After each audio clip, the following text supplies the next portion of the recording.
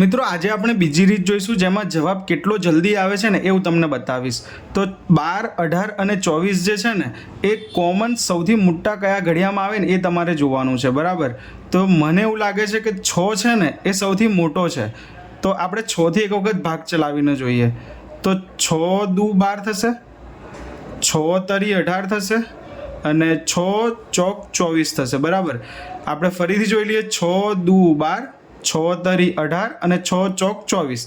તમે જોઈ શકો છો કે આપણે પહેલાંની જે રીત હતી ને એમાં આપણે પહેલાં 3 કોમન કાઢ્યા, પછી 2 કાઢ્યા, ત્યારે જઈને આપણને જવાબ મળ્યો.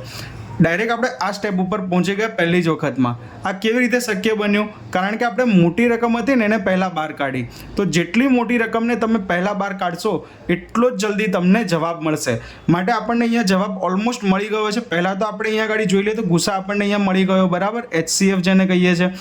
હવે આપણે લસા કાઢીએ તો ફરીથી આપણે 2 ઉડાવી દઈશું, કારણ કે 2 ઓલરેડી 4નો અવયવ છે. માટે 6 ગુણ્યા 3 ગુણ્યા 4 કરીશું. તો 6 તરી 18 અને 18 ચોક 72.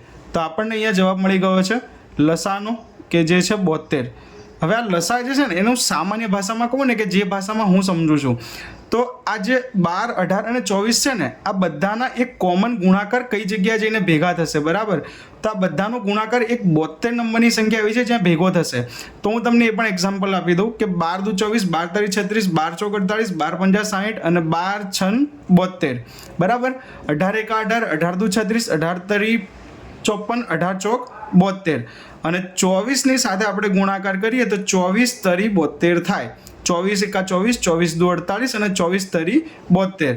તો આ ત્રણે જ્યાં ભેગા થયા ને એ સૌથી પહેલાં થશે એમનો લસા. અને ગુસા કોણ થશે?